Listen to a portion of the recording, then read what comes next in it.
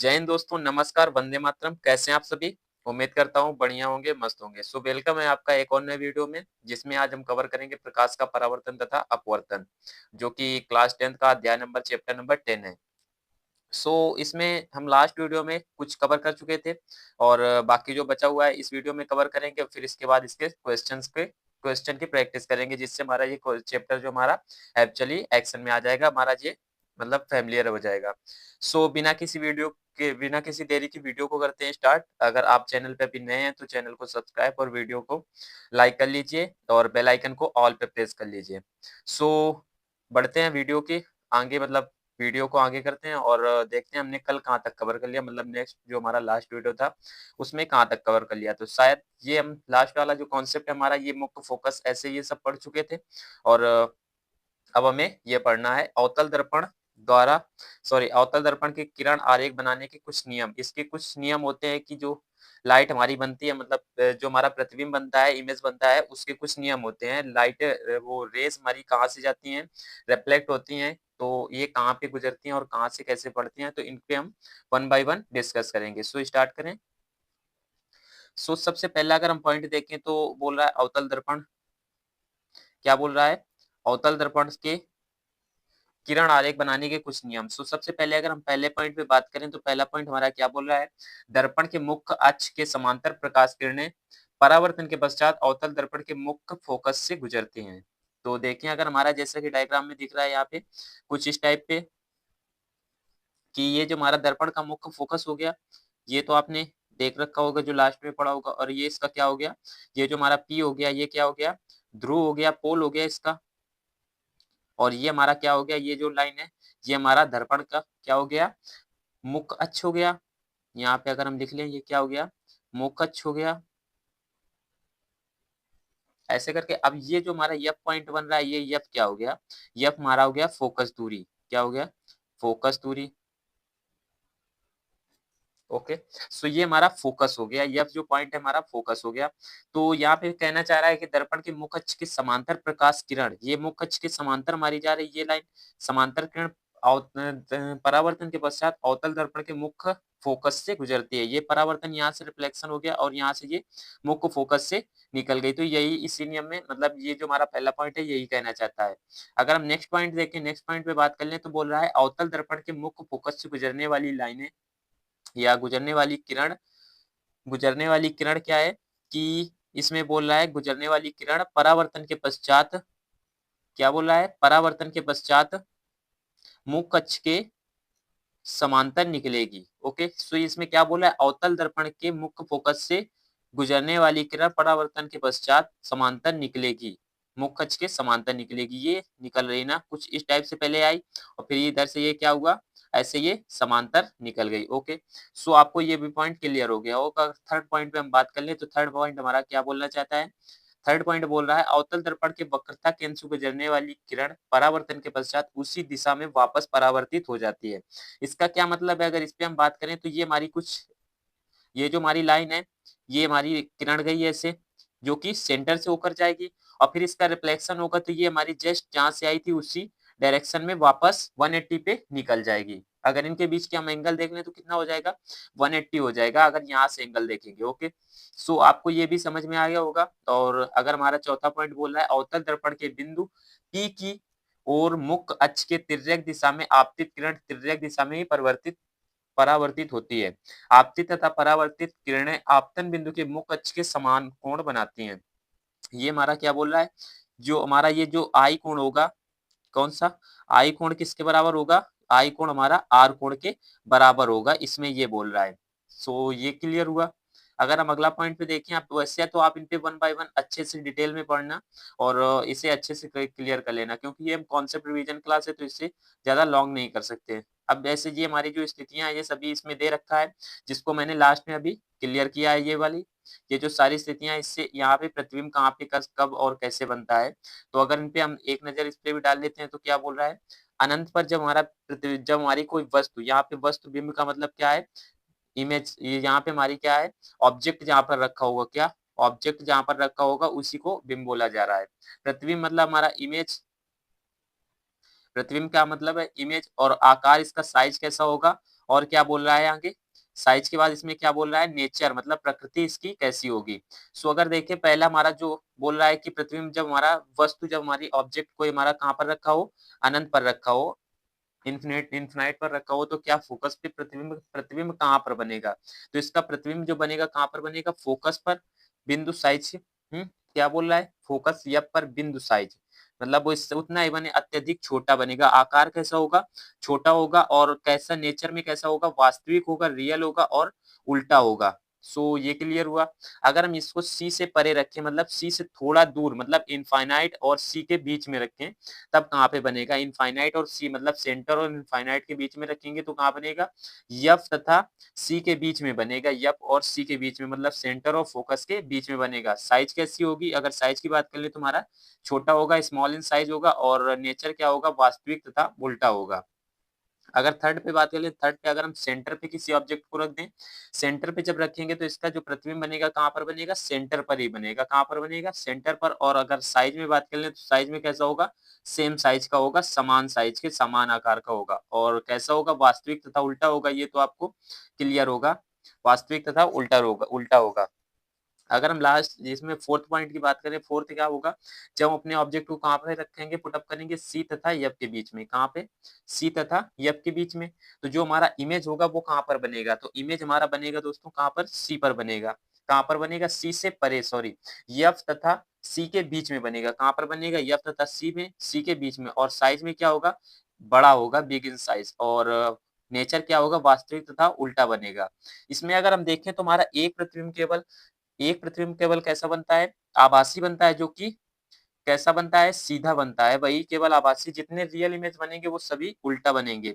सो अगर हम पांचवा पॉइंट पे बात करें कि जब हम अपने प्रतिबिंब को, सॉरी, ऑब्जेक्ट को अपने हम कहाँ पे पुटअप करेंगे, फोकस पर रखेंगे, तो प्रतिबिंब कहाँ पर बनेगा, अनंत पर, साइज में अत्यधिक बड़ा होगा और वास्तविक एवं उल्टा होगा। फिर अगर हम लास्ट वाला पॉइंट की बात कर लें तो लास्ट में बोल रहा है पी तथा एफ के बीच में, मतलब ध्रुव, पोल और फोकस के बीच में रखेंगे, तो कहाँ पर बनेगा, दर्पण के पीछे, क्योंकि यहाँ पर क्या होगा, लाइटें जो रेज होंगी वो वास्तव में नहीं मिलेंगी, बस मिलती हुई वहां पे प्रतीत होंगी। सो यहाँ पे कैसा बनेगा, विवर्धित बनेगा, मतलब बहुत बड़ा बनेगा आकार में, मतलब कोई कल्पना नहीं की जा सकती, काफी बड़ा बनेगा। सो इसमें बोल रहा है विवर्धित बनेगा, विवर्धित मतलब बहुत बड़ा बनेगा।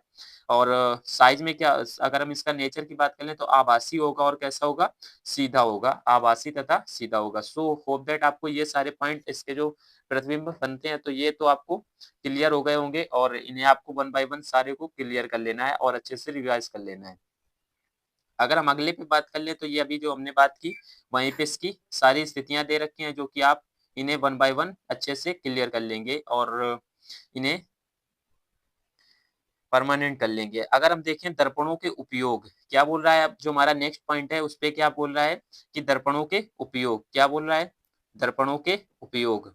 सो दर्पणों के क्या क्या उपयोग होते हैं, इन पे हम वन बाय वन बात करते हैं। अगर सबसे पहले पॉइंट की बात कर लें तो सबसे पहला पॉइंट हमारा क्या बोल रहा है कि सामान्यतः टार्च, सर्च लाइट तथा वाहनों की हेडलाइट में प्रकाश की शक्तिशाली समांतर किरण पुंज का प्रयोग करने के लिए करते हैं, किसका, अवतल दर्पण का प्रयोग, किसका करते हैं, अवतल दर्पण का प्रयोग, किसमें किसमें, पहले तो आप इसमें बोल सकते हैं कि जो हमारा टार्च, सर्च लाइट, वाहनों की हेडलाइट और शक्तिशाली किरण पुंज प्राप्त करने के लिए, ये क्या बोल रहा है, इनकी लाइट जो हमारी शक्तिशाली किरण पुंज प्राप्त करने के लिए इसका हम उपयोग करते हैं अवतल दर्पण का। और कहाँ पे करते हैं, दंत विशेषज्ञ, मतलब जो हमारे दंत विशेषज्ञ होते हैं उन वो करते हैं उपयोग, इसका करते हैं, मरीजों को दांत का बड़ा प्रतिबिंब देखने के लिए प्रयोग करते हैं। ओके, अगर हम इसके नेक्स्ट पॉइंट पे बात कर लें जो कि तीसरा है, क्या बोला है, इन्हें प्राय चेहरे का बड़ा प्रतिबिंब दिखाने के लिए सेविंग दर्पणों के रूप में प्रयोग किया जाता है या उपयोग में लाया जाता है। अगर इसको हम बताएं, जैसे कि आप बार्बरिक की दुकान पर जाते हैं और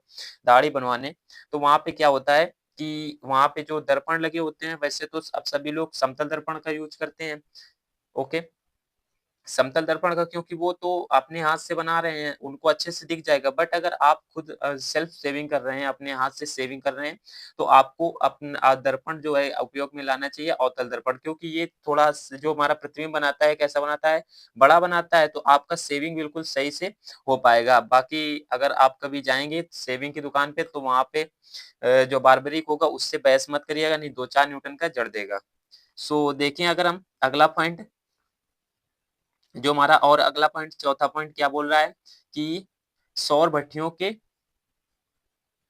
क्या बोल रहा है, सौर भट्टियों में सूर्य के प्रकाश को केंद्रित करने के लिए अवतल दर्पणों का उपयोग किया जाता है। ये सबसे इम्पोर्टेंट पॉइंट है और ये हमारा काफी टाइम भी पूछा भी जा चुका है और इसके चांसेस भी ज्यादा रहते हैं, क्योंकि अब ये पहले तो इस टाइप के कुछ क्वेश्चन पूछे जाते थे, अवतल दर्पण का उपयोग सर्च लाइट और बारबरी की दुकान पर और ऐसे करके कुछ एग्जाम्पल पूछे, बट अब क्या होता है कि कुछ इस टाइप के एग्जाम्पल पूछ लिए जाते हैं, तो इनको भी आपको क्लियर कर लेना है कि ये जो हमारा होता है फोकस करता है लाइट को, अगर फोकस करेगा तो एक जगह पे लाएगा और एक जगह पे लाएगा तो भट्टियां क्या हो जाएंगी, गर्म हो जाएंगी। यहाँ पे बोल भी रहा है कि क्या केंद्रित करने के लिए रखते हैं, केंद्रित करने के लिए। ओके, सो अब अगर हम देखें अगला उत्तल दर्पण का उपयोग, उत्तल दर्पण का उपयोग क्या होता है कि इसमें उत्तल दर्पण का उपयोग में होता क्या है कि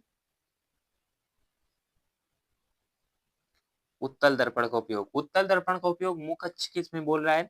पहला पॉइंट क्या बोल रहा है, उत्तल दर्पण के मुख्य अक्ष के समांतर प्रकाश किरण परावर्तन के पश्चात दर्पण के मुख्य फोकस से अपसारित होती प्रतीत होती है। ओके, यहाँ पे रियल में नहीं होती है, क्योंकि इस पे क्या होता है, जो इसका बैक साइड होता है उस पे क्या होता है, पॉलिश लगी हुई होती है। यहाँ पे हम पॉलिश कर देते हैं, इसके बैक साइड में क्या होता है, इसके पॉलिश लगी हुई, तो कोई भी अगर लाइट आएगी यहाँ पे इसका क्या होता है, मुख्य फोकस होता है और यहाँ पे इसका पी पॉइंट होता है, जिसको हम क्या बोलते हैं, ध्रुव बोलते हैं। ओके, अब यहाँ से हमारा पॉलिश है तो इस साइड में तो कुछ आएगी नहीं, और प्रतिबिंब कहाँ पर बनेगा, प्रतिबिंब हमारा जो बनता है बैक साइड में इसमें बनेगा, क्योंकि यहाँ पे कोई लाइन अगर बाइक साइड में बनने का रीजन बताएं तो क्या होगा, सपोज करो यहाँ से कोई इसमें रे आई। ओके, अब ये रिफ्लेक्ट होके यहाँ का तो जाएगी नहीं, क्योंकि यहाँ पे पॉलिश लगी हुई है इसके फ्रंट में, सॉरी बैक साइड में इसके क्या है, पॉलिश लगी हुई है, तो ये लाइन ये जो हमारी रे आएगी वो क्या होगी, उल्टा डायरेक्शन में चली जाएगी, अपोजिट में। ओके, जब ये ऊपर को चली जाएगी तो यहाँ पे ऐसे तो प्रतिबिंब बनेगा नहीं, तो यहाँ पे क्या होगा, कुछ इसको इस टाइप से यहाँ पे इसमें हम मिला देते हैं और यहाँ पे ऐसे कुछ प्रतिबिंब बन जाता है, जिसमें हम क्या बोलते हैं, आभासी प्रतिबिंब बोलते हैं। क्या बोलते हैं, आभासी प्रतिबिंब बोलेंगे, आभासी, क्या बोलेंगे, आभासी प्रतिबिंब बोलेंगे। सो आप इसको मैनेज कर लीजिएगा, क्योंकि यहाँ पे अभी लिख नहीं रहा है। सो यहाँ पे आभासी प्रतिबिंब बनेगा। ओके, अब अगर हम दूसरा पॉइंट देखें, उत्तल दर्पण के मुख्य फोकस से गुजरने वाली किरण परावर्तन के पश्चात मुख्य अक्ष के समांतर निकलेगी, जैसा कि इसमें आप देख रहे होंगे। उत्तल दर्पण, अगर तीसरे पॉइंट की बात करें तो इसमें क्या बोल रहा है, तीसरा पॉइंट जो कि बोल रहा है, उत्तल दर्पण के वक्रता केंद्र की ओर निर्देशित किरण परावर्तन के पश्चात उसी दिशा में वापस परावर्तित हो जाएगी, जैसा ये आपको दिख रहा है। पहले लाइट हमारी कुछ इस टाइप से आई, अगर इसको हम दोबारा से ड्रॉ करें तो क्या बोल रहा है, ऐसे करके हम इसको बना सकते हैं। सपोज करो कोई रेज हमारी पहले ऐसे आई थी। ओके, ऐसे आई, फिर ये हमारी क्या हो जाएगी, अपने ही मार्ग पे रिफ्लेक्ट होके ऐसे वापस चली जाएगी। तो इसमें यही बोल रहा है कि अपने मार्ग पे वापस चली जाती है। अगर हम अगला देखें तो अगला क्या इसमें बोल रहा है, उत्तल दर्पण के, इसमें चौथा पॉइंट क्या बोल रहा है, उत्तल दर्पण के बिंदु P की और मुख्य अक्ष से तिर्यक दिशा में आपतित किरण तिर्यक दिशा में ही परावर्तित होती है। आपतित तथा परावर्तित किरणें आपतन बिंदु पर मुख्य अक्ष के समान कोण बनाती हैं। कैसा कोण बनाती हैं, समान कोण, जैसा कि आपको ये दिख रहा है, I बराबर क्या होता है, R होता है, समान कोण बनाती हैं। ओके, और हम देखें अगर इसकी जी कुछ स्थितियां, इसकी दो स्थितियां होते हैं, बेसिकली आप इनको अच्छे से याद कर सकते हैं, क्योंकि एक जब हमारा अनंत पे रखते हैं तो हमारा कहाँ पे प्रतिबिंब बनता है, जब इसको हम अनंत पे रखते हैं तो हमारा प्रतिबिंब कहाँ बनता है, फोकस पर, दर्पण के पीछे। फोकस पर कहाँ बनता है, दर्पण के पीछे, क्योंकि जो हमारा सेंटर होगा उसी पे तो वहीं पर तो फोकस होगा, क्योंकि वक्रता केंद्र जो हमारा होता है, वक्रता त्रिज्या, फोकस उसका आधा होता है ना। तो जब हमारा फोकस अंदर होगा तो मतलब गोले के अंदर ही होगी उसके सेंटर, और सेंटर से आधा क्या हो जाएगा, फोकस दूरी। तो हमारा फोकस दूरी अंदर होगी तो कहाँ पे बनेगा, दर्पण के पीछे। साइज में कैसा होगा, अत्यधिक छोटा होगा, बिंदु के आकार का। ओके, आभासी तथा मतलब इसमें क्या बोला है, अत्यधिक छोटा, बहुत छोटा, मतलब बिंदु के, एक बिंदु के आकार का होगा, जैसा बिंदु बनते हैं। साइज जो हमारा नेचर होगा कैसा होगा, आभासी तथा सीधा होगा। ओके, अगर हम देखें अब इस पे अगला पॉइंट, अनंत तथा दर्पण के ध्रुव P के बीच में अगर रख दें इसको हम, इनफाइनाइट तथा दर्पण के ध्रुव P के बीच में रख दें तो क्या होगा, P तथा F के बीच दर्पण के पीछे बनेगा, दर्पण के पीछे तो बनेगा ही बनेगा। बाकी इसमें क्या है, कुछ खास इसमें दे रखा है क्या कि जो हमारा प्रतिबिंब बनेगा कहाँ पर बनेगा और कैसा बनेगा, दर्पण पी तथा यप के बीच में बनेगा, दर्पण के पीछे बनेगा। ओके, और साइज में कैसा होगा, साइज में हमारा छोटा होगा। कैसा होगा, साइज में छोटा होगा, आभासी तथा सीधा होगा। अगर इसका वेन आरेख दे रखा है जिन्हें आप 1 बाई अच्छे से इन्हें प्रैक्टिस में लाकर अपने कॉन्सेप्ट को क्लियर कर लेंगे और इसको एक्चुअल एक्शन में अपने ले आएंगे, मतलब इसको परमानेंट कर लेंगे। उत्तल दर्पण के उपयोग क्या क्या होते हैं, तो इनको आप 1 बाई 1 क्लियर कर लीजिएगा। हम इन पे अंडरलाइन किए देते हैं। हमारा जो अगला है, अगला पॉइंट पे इस पे क्या बोल रहा है कि चिन्ह प्रपाटी, इसका नियम क्या होता है। चिन्ह प्रपाटी मतलब इसके जो साइन लिए जाते हैं वो कैसे लिए जाते हैं, चिन्ह प्रपाटी नियम। ओके, चिन्ह प्रपाटी नियम अगर इसमें हम आपको बताएं तो आपको क्या याद रखना है, जैसे हम कोई दर्पण लेते हैं, सपोज करो हमने कौन सा दर्पण ले लिया, उत्तल दर्पण ले लिया। इसमें कौन सा दर्पण ले लिया हमने, यहाँ पे उत्तल दर्पण ले लिया, जिसके क्या होता है, अंदर की ओर क्या होता है, इसमें पॉलिश होती है। अंदर की ओर क्या होती है, इसमें पॉलिश होती है। हमने यहाँ पे पॉलिश कर ली। ओके, यहाँ पे क्या होता है, पॉलिश होती है, हमने इस पे पॉलिश कर ली। अब अगर इसमें हम कोई ये मुख्य फोकस हो जाएगा हमारा यहाँ से, जहाँ पे हमारा क्या हो जाएगा, पी हो जाएगा।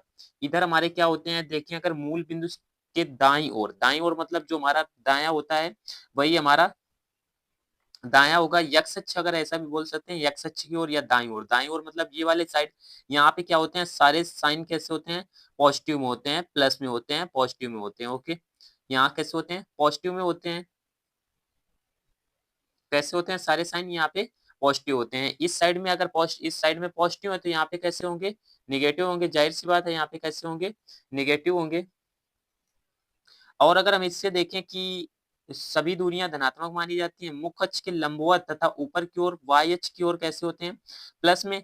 ऊपर की ओर कैसे, प्लस में। अगर ऊपर प्लस में तो यहाँ कैसे हो जाएंगे, नीचे माइनस में। बस आपको इतना ही याद रखना है। अगर हम ऐसे लें लाइन तो ऐसे क्या होगा, प्लस से माइनस की ओर। अगर नीचे से करें तो क्या हो जाएगा, प्लस से माइनस। ओके, ऐसे आप इनको याद कर सकते हैं। अगर हम इनके आगे बढ़े, ये हमारा कुछ फिगर दे रखा है जिसे हमने अभी क्लियर करवा दिया और आप इससे प्रैक्टिस भी कर लेंगे तो ये आपको कॉन्सेप्ट परमानेंट हो जाएगा। यहाँ पे ये जो अंडरलाइन ड्रॉ कर दी इसमें, इसको बॉक्स के अंदर बंद कर दिया, इसको आपको अच्छे से क्लियर कर लेना है। सो दोस्तों आगे बढ़ते हैं। अगर इसमें देखें तो इसमें बोल रहा है बिंब की दूरी, मतलब प्रतिबिंब जो बोल रहा है, बिंब की दूरी यू हमेशा ऋणात्मक होता है। क्या होती है, अवतल दर्पण की फोकस दूरी हमेशा ऋणात्मक होती है। कैसी, अवतल दर्पण की फोकस दूरी हमेशा कैसी होती है, ऋणात्मक होती है। और उत्तल दर्पण की फोकस दूरी हमेशा धनात्मक होती है। कैसी होती है, धनात्मक। फिर इसमें दर्पण का सूत्र दे रखा है जो आपको हमारे न्यूमेरिकल्स के लिए काफी इंपॉर्टेंट होता है, जो कि इसमें हम डाल सकते हैं। ये हमारा formula very very very important होगा, मोस्ट इंपॉर्टेंट बोल सकते हैं। जहाँ पे इसमें दे रखा है डायरेक्शन, इस पे क्या कि v को क्या बोलते हैं, प्रतिबिंब की दूरी, u को क्या बोलते हैं, बिंब की दूरी, मतलब जो हमारा ऑब्जेक्ट होता है उसकी दूरी u हमारा होता है। और जो इसमें दे रखा है यप, तो यप इसमें क्या होता है, फोकस दूरी, फोकल लेंथ इसको बोल सकते हैं। ओके, फिर दे रखा है यहाँ पे मैग्निफिकेशन, मतलब आवर्धन दे रखा है। आवर्धन क्या होता है, जो वस्तुओं को बड़ा कर देता है, बस इसी को आवर्धन बोलते हैं। तो आप इसे वन पढ़ लेना अच्छे से और इसकी भी डेफिनेशन आपको रेडी कर लेना है कि मैग्निफिकेशन होता क्या है। सो इसको पढ़ने के बाद आपको ये फॉर्मूला याद कर लेना है, जिसमें हमारा कुछ इस टाइम में होता है, एम बराबर आई अपान ओ होता है, एम बराबर 1 होता है माइनस वी अपान यू, एक होता है आई अपान ओ। ये कुछ इस टाइप के फॉर्मूले होते हैं जिनको आपको याद कर लेना है। जैसे यहाँ पे दे रखा है क्या, प्रतिबिंब की ऊंचाई एच डैश को मान रखा है। इसमें प्रतिबिंब की ऊंचाई किससे मान रखा है, एच डैश, और बिंब की ऊंचाई मतलब जो हमारा ऑब्जेक्ट है उसकी ऊंचाई दे रखा है। सो यहाँ से हम उसका मैग्निफिकेशन मतलब प्रतिबिंब हमारा कितना बड़ा बनेगा, यहाँ से हम पता कर सकते हैं। कुछ यहाँ पे पॉइंट दे रखे हैं, जैसे इन्हें आपको क्लियर कर लेना है। और यहाँ पे कुछ पॉइंट दे रखे हैं, इन्हें आपको पढ़ लेना है। ओके, सो बढ़ते हैं नेक्स्ट आगे की ओर। आगे क्या बोल रहा है, समतल दर्पण यहाँ पे बोल रखा है, ये भी आपको क्लियर कर लेना है। सो अब क्या होता है, वीडियो हमारा यहीं से होता है खत्म। और इसके अब हम जो हमारे इसके क्वेश्चंस होंगे अपने अगले वीडियो में करेंगे, मतलब अगली क्लास में करेंगे। और बाकी मिलते हैं नेक्स्ट वीडियो में। आपको ये वीडियो कैसी लगी है कमेंट में जरूर बताना। और वीडियो को लाइक कर लेना अगर अभी तक आपने नहीं किया, क्योंकि उससे क्या होता है हमें वीडियो बनाने के लिए मोटिवेशन मिलता है, जिससे हम और नए वीडियो इसमें लाते रहें। और मिलते हैं नेक्स्ट वीडियो में, तब तक के लिए जय हिंद, वंदे मातरम, टेक केयर।